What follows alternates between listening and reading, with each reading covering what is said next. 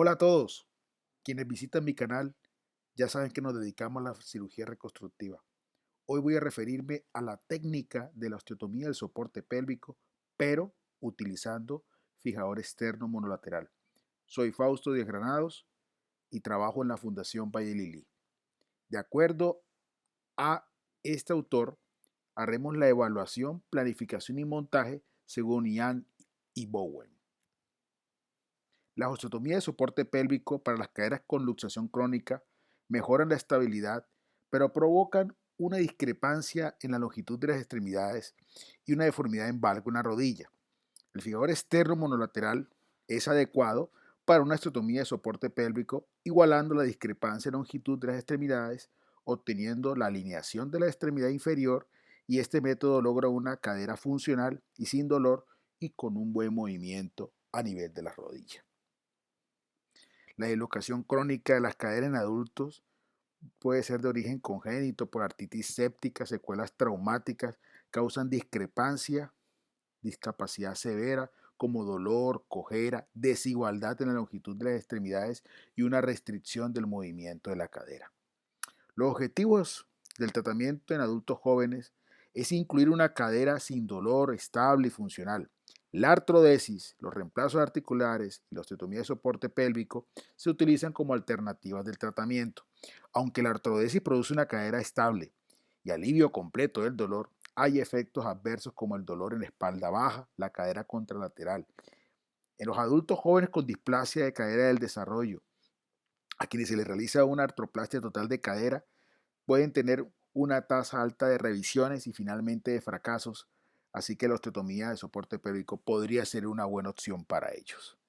La osteotomía de soporte pélvico se hizo por primera vez por Weber en 1838, según Edelson et Taix, y en adultos el procedimiento restaura la estabilidad de la cadera, reduce la cojera, la marcha en Trendelenburg y logra una cadera sin dolor. Sin embargo, también se asocia con una discrepancia importante en la longitud de la extremidad.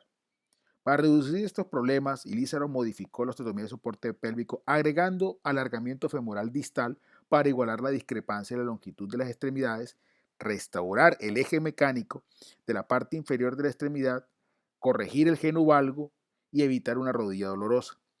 Sin embargo, las complicaciones relacionadas con el uso del fijador externo de Ilízaro, como la infección del trayecto de los clavos, la rigidez de las articulaciones, la intolerancia al sentarse con este tipo de fijador externo. Para reducir estos problemas, se han desarrollado modificaciones híbridas del fijador externo como la realizada por el doctor Catañi a causa de los anillos pélvicos voluminosos como han sido reportados. Por otro lado, el fijador externo monolateral podría lograr una osteotomía de soporte pélvico que funcione bien y eliminar la discrepancia en la longitud de las extremidades sin alterar el movimiento de la rodilla y sobre todo una mayor comodidad para el paciente. Lo que pasa es que es una técnica que requiere un paso a paso muy cuidadoso por parte del cirujano.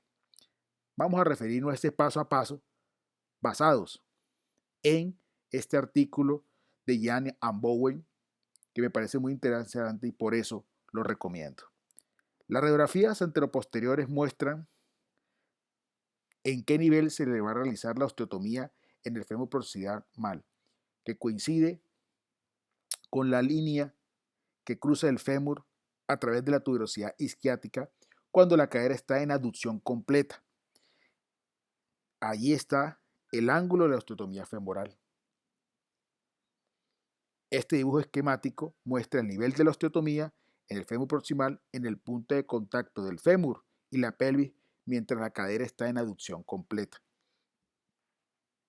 Con respecto a esto, hay una recomendación importante del doctor Catañi, y es que una vez determinado ese grado máximo, hay que sumarle 15 grados más. Ahora hablemos del segmento del fémur distal. La osteotomía se realiza, estos autores simplifican la determinación del punto en una distancia a medio camino del segmento restante,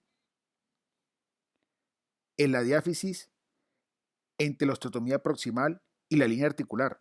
El ángulo de la osteotomía femoral distal se planifica teniendo en cuenta el valor normal. Quiere decir que vamos a tener que hacer una compensación en varo y algún grado de traslación para volver a colocar el eje mecánico en su sitio. Después de la simulación de la osteotomía femoral proximal y distal, se angula el fémur distalmente hasta que se corrige el eje mecánico y se obtiene un ángulo lateral mecánico distal del fémur normal, que debe ser de aproximadamente 87 grados. Luego se mide los ángulos diafisarios proximal y distal a la osteotomía y se supone que todo debe estar en orden.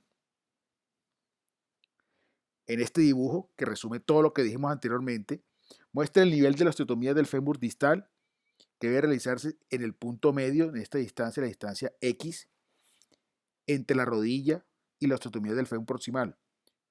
Segundo, el ángulo de osteotomía del fémur distal debe estar planificada y después de la simulación de la osteotomía femoral y proximal, el ángulo de la osteotomía del fémur proximal se simula como una aducción máxima de la cadera. Aquí le hemos puesto la letra A minúscula, más 15 grados más. Y el fémur distal se angula medialmente hasta que se corrige el eje mecánico y se obtiene un ángulo femoral lateral distal de 87. A continuación se miden los ángulos entre las líneas diafisarias, medias, proximal y distal. Ahora, ¿cuál es el orden con que vamos a hacer la fijación? Es importante decidir si voy a conservar la cabeza o no. Si es una cadera femoral artrítica y hay que resecarla, es mejor en todos los pacientes hacer una incisión a través de un abordaje anterolateral y puedes tener hasta una guía fluoroscópica para hacer la resección de la cabeza. Y la cápsula restante se puede aproximar por interposición de tejidos blandos entre el fémur y el ilion. El primer clavo se inserta lateralmente a nivel del trocánter mayor con un ángulo precalculado. ¿Cuál es? El del A más 15. Y el segundo clavo se inserta a 15 centímetros distalmente del primero, perpendicular a la diáfisis distal. Un segundo clavo se angula de 10 a 15 grados anteriormente, de acuerdo al primer clavo, para rotar el fémur proximalmente internamente después de la osteotomía. El tercer clavo se inserta lateralmente en el tercio distal desde el cóndilo femoral a nivel del polo superior de la rótula, con el ángulo precalculado para que cuando lo corrijamos nos quede el varo compensatorio. Este es el clavo que hablo de la rotación. Hay un clavo que se inserta lateralmente. Bueno, ese ya lo referí. Vamos a hablar del cuarto clavo, que es que pasa lateralmente desde el trocánter mayor y este se puede dejar un poco más posterior para que cuando hagamos la corrección haga la extensión esperada en la osteotomía proximal del fémur. Se colocan dos clavos más adicionales paralelos al segundo y al tercer pin en los planos lateral y frontal, y a continuación se realiza la osteotomía del fémur proximal en la ubicación previamente seleccionada. Los clavos colocados a nivel proximal y distal de la osteotomía deben colocarse en paralelo. Si todo se ha hecho bien, aquí debe aparecer la inclinación que esperamos. Los clavos se aseguran en el fijador externo y esto completa la operación del soporte pélvico. Aquí nuevamente todo el dibujo esquemático con todos los pasos de la posición de los clavos. Recuerde que el primer clavo es A más 15. Para lograr la rotación interna, recuerde que tiene que darle la distancia B. Entonces hacemos una osteotomía que es valguizante, extensora y con una discreta rotación interna. Y al final aquí muestra cómo quedan cada uno de los clavos. Ahora veamos cuando se completa la osteotomía y se deja todo, entre comillas, recto con respecto al fijador externo, se corrige el eje mecánico del fémur distal mediante el fijador externo y esto permite con traslación terminar de hacer la corrección. En el posoperatorio los pacientes inician fisioterapia y carga parcial con muletas desde el primer día. Después de un periodo de recuperación de 7 a 10 días, se puede iniciar el alargamiento gradual desde el sitio de la osteotomía distal a razón de 0.25 milímetros 4 veces al día. El alargamiento máximo diario será de 1 milímetro. Se deben tomar radiografías periódicamente para monitorizar la distracción y el estado de la consolidación. Si hay una desviación mecánica del eje, se puede hacer la corrección con el regenerado inmaduro, haciendo ajustes en el fijador externo con respecto seguramente a la traslación.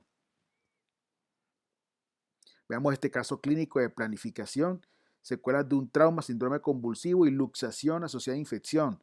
Entonces aquí hacemos la simulación de la aducción, el sitio donde debe ir la osteotomía a nivel proximal, hacemos la planificación haciendo el varo compensatorio distal, hacemos una simulación de cuánto vamos a alargar y cómo mantener el eje en ese punto y de esta manera dónde podría ir el fijador externo. Aquí considero que en el esquema los tornillos distales quedaron muy altos, podrían ser más bajos perfectamente. Vamos a este caso clínico, paciente con secuelas de una fractura metadiafisaria en tibia con acortamiento, traslación y deformidad en varo, además de un daño en la cabeza secundario a una luxofractura de la cabeza humeral y fractura del acetábulo. Decidí hacer este procedimiento por etapas. Al paciente ya le habían retirado una placa, un aparente control de infección, entonces corregí primero la pierna con respecto al acortamiento, traslación y varo, y una vez logrado esta parte en el recambio, planifiqué la osteotomía de soporte pélvico de esta manera como se los he mostrado anteriormente. Este es el resultado postquirúrgico de su corrección y una vez lograda la distracción y la compensación de la longitud, aquí en este punto hice un recambio controlado con una placa anterolateral y este es el estado de la flexión de la rodilla. Este es el test de alineamiento postquirúrgico luego del recambio a fijación interna y este es el estado clínico del paciente después del recambio. Caminando, logrando el soporte de su extremidad, tolerando apropiadamente el procedimiento. Muchas gracias a todos.